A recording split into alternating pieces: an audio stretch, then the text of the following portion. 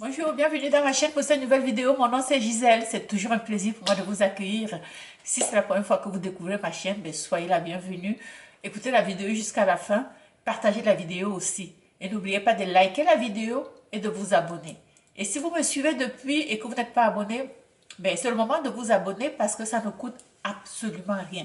Vous avez juste à cliquer sur le petit bouton abonnement, le petit bouton rouge et puis voilà, c'est fait. Alors aujourd'hui, je vais vous parler d'un phénomène qui se passe dans plusieurs pays depuis les trois dernières années que j'ai vu souvent des articles là-dessus. Je me suis dit, je vais en parler parce que il y a des choses qui se passent et on banalise, ok? Et ça touche quand les gens vont faire l'amour avec un cadavre. Vous savez, faire l'amour avec un cadavre, il faut avoir un problème de santé mentale pour le faire. Ce n'est pas normal. Ce n'est pas normal que quelqu'un décède et puis un homme va coucher avec ce cadavre-là. Voilà.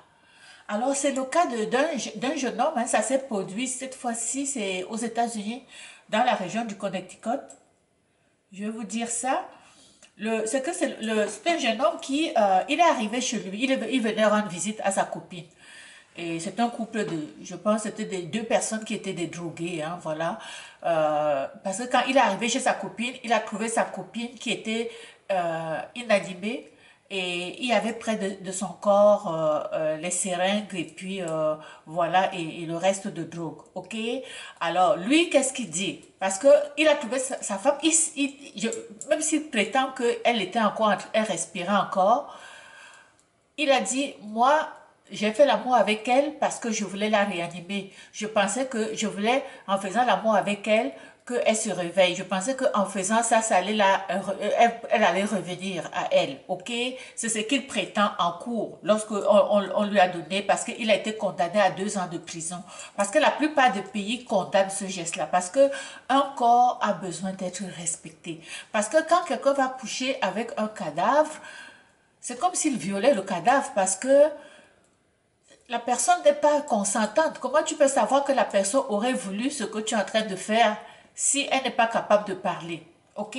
Alors, je vais vous lire un peu l'article de ce jeune homme, cet Américain de 39 ans, hein, originaire du Connecticut. Donc, il est condamné à 2 ans de prison pour avoir fait dans l'amour à sa copine qui était déjà décédée, ok, lorsqu'il lui a rendu visite. Voilà. Donc, quand il a vu sa copine, il dit qu'il pensait qu'elle était encore en vie puisqu'elle disait l'avoir entendu respirer et faire des gazouilles. C'est ça qu'il dit. Il dit qu'elle respirait, il sentait le bruit qui veut... Alors que normalement, quand quelqu'un décède, quand vous sentez c'est que la personne est en train c'est son dernier souffle qui est en train de partir. Mais lui, il dit, elle respirait. Ok? Voilà. Il a alors donc décidé à ce moment-là, pour tenter de la réveiller, de lui faire l'amour, car elle n'aimait pas avoir de sexe avec lui. Vous comprenez que lui, ce qu'il dit, c'est même contradictoire. Hein? Donc, il sait bien que ce qu'il est en train de faire, ce n'est pas normal. Parce qu'il dit, elle n'aimait pas faire l'amour avec lui. Alors, comme il a vu qu'elle n'était plus capable de répondre, là, il a profité pour le faire. OK? Mais en même temps, il dit, elle respirait. Et il se contredit en disant que elle n'aimait pas faire l'amour avec lui. Il croyait qu'en passant à l'acte, elle allait se réveiller. Ok? Donc, après, par la suite, donc, il a donc avoué qu'il avait, à ce moment-là, attaché. Il a attaché sa copine aux chevilles, aux poignets.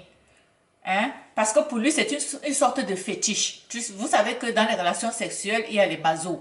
Alors, il dit, il a attaché parce qu'ils avaient l'habitude de faire l'amour de cette façon-là. C'est le genre de personne, le genre de couple qui fouette l'autre lors des relations sexuelles. Ok? Et c'est ça qui les excite, apparemment. Alors, donc, selon l'artiste, c'est après l'acte, en comprenant que sa méthode n'avait pas fonctionné, que le monsieur a été voir dans son voisin qui était un ambulancier. Donc, quand il a vu que, permettez-moi de rire un peu, mais c'est d'une absurdité, quand il a vu que ça ne fonctionnait pas, quand il a vu qu'il faisait tout ce qu'il faisait et elle ne réagissait pas, et c'est à ce moment-là qu'il a donc aller chercher de l'aide. Ok? Et donc, c'est finalement donc ce voisin qui a constaté que la dame était décédée. Il a même déclaré aux policiers que selon lui, la femme était morte depuis plusieurs heures. Ok? C'est ça l'ambulancier, c'est ce que l'ambulancier que le monsieur allait chercher a dit aux policiers. Donc, l'autopsie, après ça, on a fait l'autopsie. Lorsqu'on a pris le corps pour aller faire l'autopsie, on a donc déterminé que la dame était morte depuis plusieurs heures, avant même que le copain arrive, ok? Et puis que elle avait pris une surdose d'héroïne. Et c'est ça qui a dû précipiter sa mort. Donc, voilà. Donc, tout ceci pour vous dire que le monsieur donc, a été déclaré donc coupable d'assaut sexuel au 4e degré et d'outrage à un cadavre. Donc, il est condamné à 2 ans de prison.